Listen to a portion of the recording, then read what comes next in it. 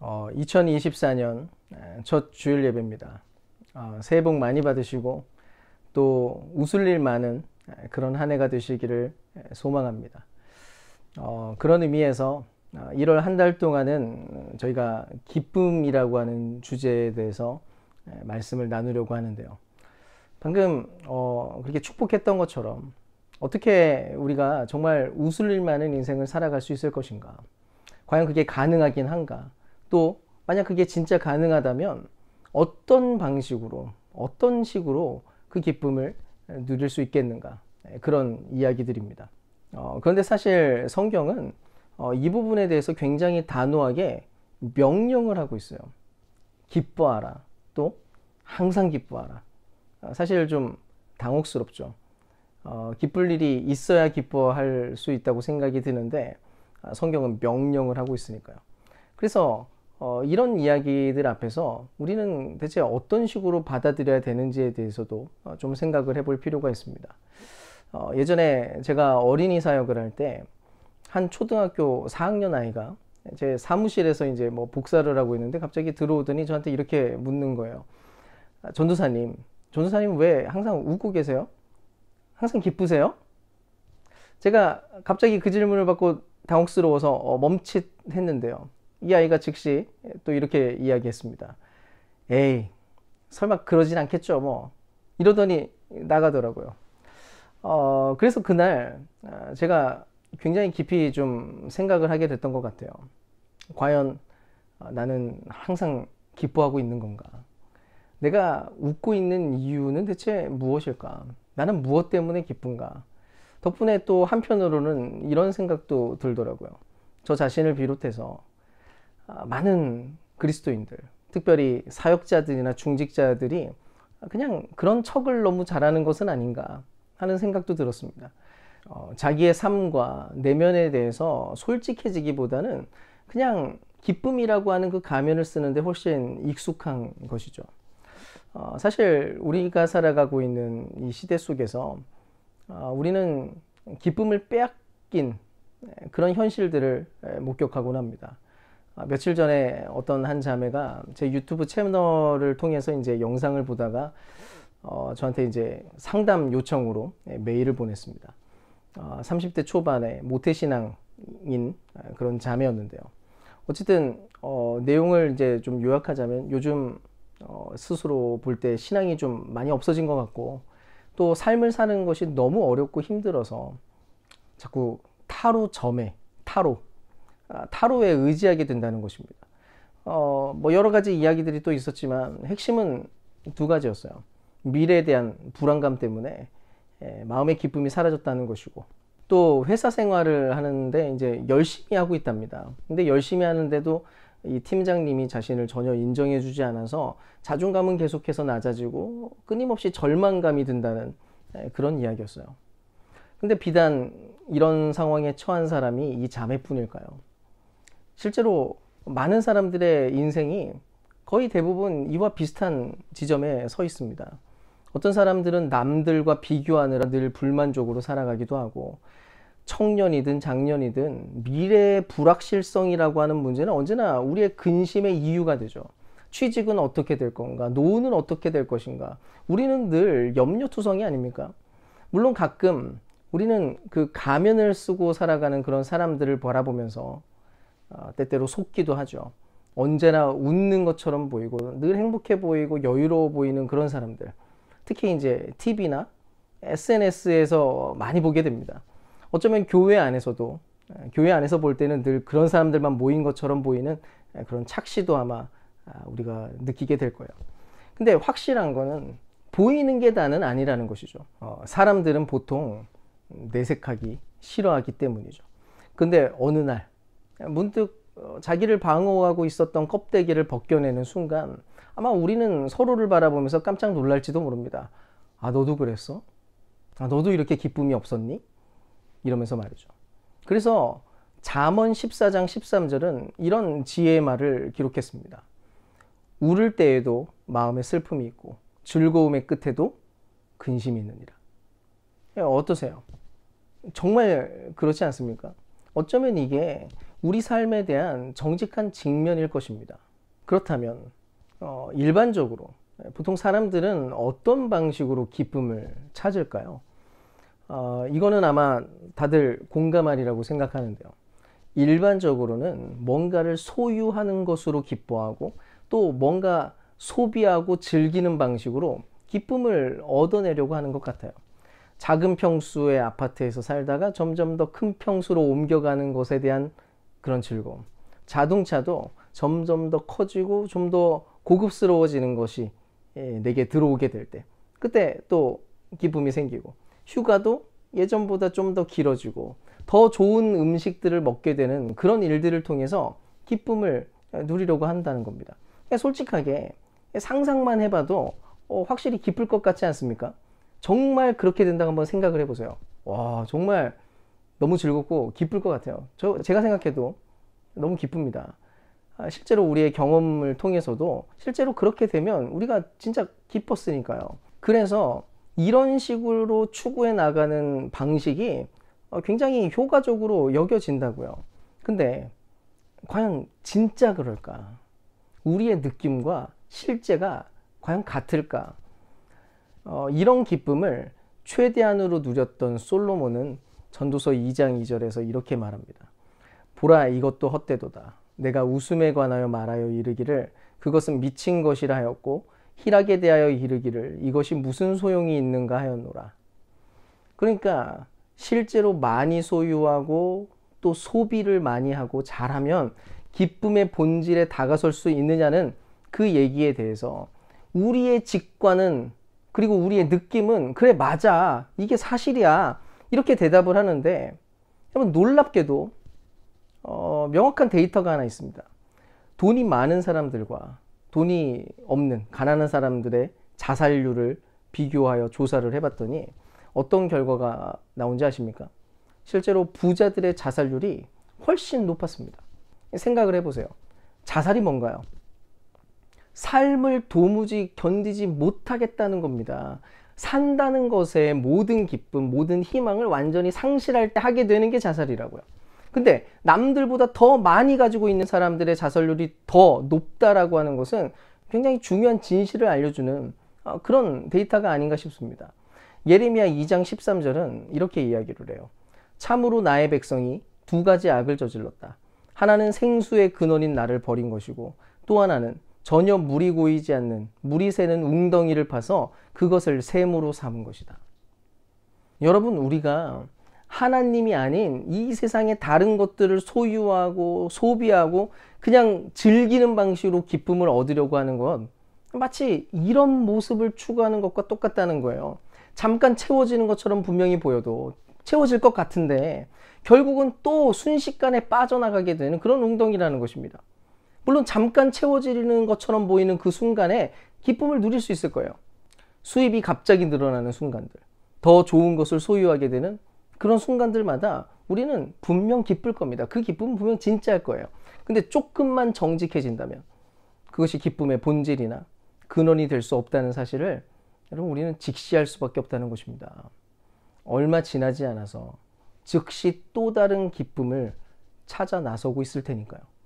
결국 우리는, 인간은 세상에 있는 거, 하늘 아래에 존재하고 있는 것으로는 기쁨의 본질에 절대로 도달할 수 없다는 사실에 대해서 인정해야 되는 것입니다.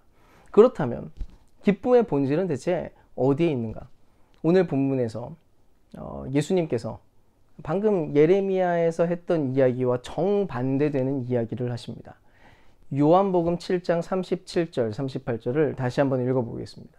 명절의 가장 중요한 날인 마지막 날에 예수께서 일어서서 큰 소리로 말씀하셨다. 목마른 사람은 다 나에게로 와서 마셔라. 나를 믿는 사람은 성경이 말한 바와 같이 그의 배에서 생수가 강물처럼 흘러나올 것이다. 그동안 사람들은 채워도 고이지 않는 그런 웅덩이를 자신의 유일한 샘인 것처럼 여기면서 그렇게 살아왔습니다. 덕분에 어떻게든 다른 곳에서 물을 가져와서 그 웅덩이를 채워 넣으려고 시도를 해야 했던 거예요. 즐거움을 줄 수 있는 일이라면 어떻게든 그것을 해내겠다고 그렇게 애를 쓰는 게 그게 곧 인생이고 인생 자체가 어쩌면 그 기쁨을 찾기 위한 여정이었는지도 모릅니다. 그래, 취직만 되면 그럼 나는 기쁠 거야. 내가 목표하는 이 정도 이 돈만 모으게 되면 우리는 행복할 수 있어. 이것만 해결되면, 이것만 주어지면, 이것만 나에게 있으면 기쁠 일만 있을 거야. 나는 언제나 행복할 거야. 그렇게 온통 세상 어딘가에 있는 좋다는 것들은 그냥 다 갖다 놓고 채워야 했던 그런 인생이었던 것이죠. 그래서 우리가 그동안 그렇게 서로를 축복했던 그런 내용들도 사실은 전부 그런 지점들이었는지도 모릅니다. 웃을 일이 많아졌으면 좋겠어요. 그러니까 웃을 일이 생기면 기쁜 거고, 그런 일이 안 생기면 웃을 일이 없는 게 그게 당연한 거라는 것입니다. 근데 문제가 뭡니까? 우리가 살고 있는 이 세상은 이미 그 자체로 깨어진 세상이라는 거예요. 정직하게 한번 바라보십시오. 정말로 웃을 일이 많은지, 아니면 고통과 아픔과 좌절스러운 일들이 많은지. 근데 예수님은 지금 전혀 다른 이야기를 하십니다. 우리가 경험하고 있는 그 웅덩이, 그런 밑빠진 샘과는 전혀 다른 완전히 새로운 차원의 샘물을 우리에게 주시겠다는 거예요. 너희 목마른 사람들아, 너희 기쁨을 잃어버린 모든 자들아, 다 나에게로 와라.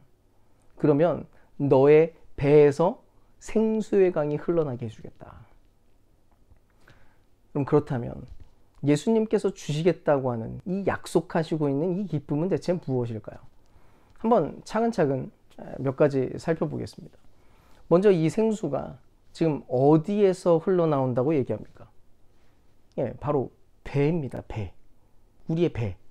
원어로 보면 창자요. 그러니까 위장을 말하는 그 단어인데, 이거는 우리의 욕망과 갈망을 가리키는 문학적인 표현입니다. 그래서 이게 참 재미있어요. 우리의 욕망은 실제로 우리에게 무언가를 가져다 주는 게 아니라 오히려 계속해서 끊임없이 달라고 요구합니다. 이게 필요해, 저게 필요해, 이걸 채워줘, 저걸 채워줘, 이러고 있는 게 우리의 욕망이에요. 그래서 인간의 욕망은 끝이 없고, 그래서 채워지지 않는 구멍난 무한한 웅덩이와도 같다는 것입니다. 그런데 예수님은 오히려 이 욕망의 근원인 이 배에서 무언가를 끊임없이 요구하기만 하고 있었던 그 갈급해 있는 그 내면에서부터 오히려 생수가 흘러나오게 될 거라고 약속하고 있다는 거예요. 그러니까 우리의 배, 우리의 욕망, 우리의 갈망, 그 내면에 무언가 중대한 변화가 일어나야 된다는 것이고, 바로 그 일을 그리스도께서 해내시겠다고 하는 바로 그 약속인 것입니다. 여러분, 이거는 정말 놀라운 약속입니다. 만약 우리가 예수님을 믿는다면, 그리스도 안에 있다면 우리 역시도 얼마든지 내면에서부터 솟아오르는 기쁨, 원래는 그럴 수 없는 전혀 새로운 기쁨을 맛볼 수 있다는 그런 의미이기 때문이에요. 바로 이 사실 때문에 만약 이것을 믿는다면 우리는 가장 중요한 기쁨의 본질을 즉각적으로 외부에서 찾으려고 하는 그런 시도들을 멈추어야 되는 것입니다. 지금 우리가 무엇을 갈망하고 있고 어떤 기쁨을 찾고 있든지 간에 바깥 사정에 집중하고 있는 한 우리는 진정한 기쁨의 본질에는 전혀 접근하지 못하는 일이 되어버리거든요. 오히려 진짜 기쁨을 찾고 싶거든 우리가 진짜 집중해야 되는 지점은 바로 우리의 내면인 것입니다. 우리의 배. 과연 여기에서 생수가 흘러나오고 있는지를 살펴보고 또 그 흘러나오는 물을 마시는 자리에 우리가 있어야 된다는 것입니다. 만약 이렇게 하면 어떤 일이 벌어지냐면 우리가 바라보고 있는 이 세상을 특별한 관점으로 바라보게 만들고 새로운 가치관을 만들어낼 뿐만 아니라 삶에 대해서, 우리의 인생에 대해서 전혀 새로운 생각을 하게 만든다는 것입니다.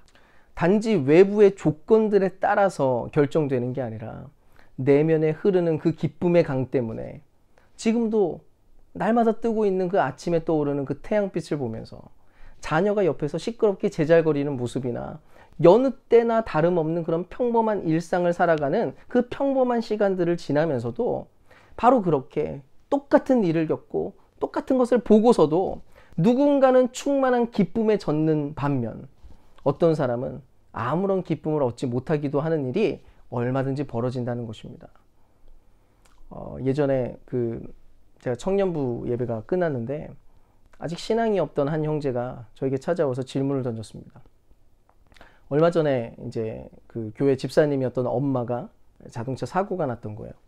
근데 그 집사님이 하던 말이 자기는 도무지 이해가 안 되더라는 겁니다. 엄마가 하는 그 말이. 목사님, 기독교인은 대체 왜 이러는 건가요?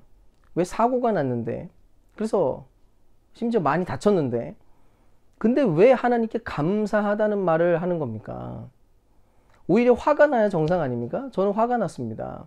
하나님이 계시다면 사고가 안 나게 해주셨어야죠. 그런데도 사고가 나버렸으니까 이거 뭔가 이상한 거 아닙니까? 그런데 입원한 엄마를 찾아갔더니 그러더라고요. 하나님께서 지켜주셔서 얼마나 감사한지 몰라. 이만한 게 얼마나 다행이니. 저는 도무지 이해가 안 됩니다. 이 정도면 그냥 혹시 세뇌당한 거 아닙니까? 이러더라고요.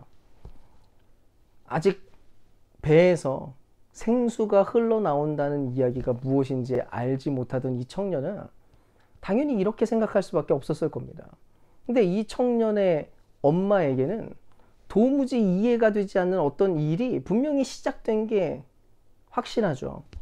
실제로 예수 앞에 나와서 그분의 은혜로 내면이 바뀌면 세상을 보는 눈, 자신을 바라보는 시선, 또 자신에게 일어나는 현실들을 해석하는 그런 가치관이 바뀌면 얼마든지 이런 일들이 벌어지게 되는 것입니다.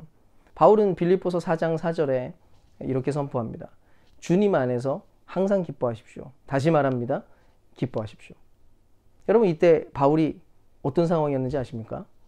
그는 감옥에 갇힌 상태였습니다. 따지고 보면 위로가 필요한 사람은 바울 자신이었어요. 치유가 필요하고 격려가 필요한 건 바울 아닙니까?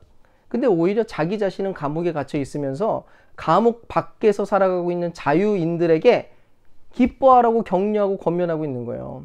대체 어떻게 이럴 수 있는 건가요? 바울의 내면에 생수의 강이 넘치고 있었기 때문입니다. 내면에 충만한 그 기쁨의 강이 외부에 작동하고 있는 모든 처절한 환경들, 어려운 환경들조차도 덮고도 남음이 있었던 거예요. 그래서 빌립보서 4장 11절 12절에 바울은 이렇게 얘기합니다. 내가 궁핍해서 이렇게 말하는 것이 아닙니다. 나는 어떤 처지에서도 스스로 만족하는 법을 배웠습니다. 나는 비천하게 살 줄도 알고 풍족하게 살 줄도 압니다. 배부르거나 굶주리거나 풍족하거나 궁핍하거나 그 어떤 경우에도 적응할 수 있는 비결을 배웠습니다. 여기 바울의 고백에 아주 중요한 단어가 발견돼요. 바울은 이런 방식의 삶의 비결이 저절로 된 거라고 말하지 않습니다.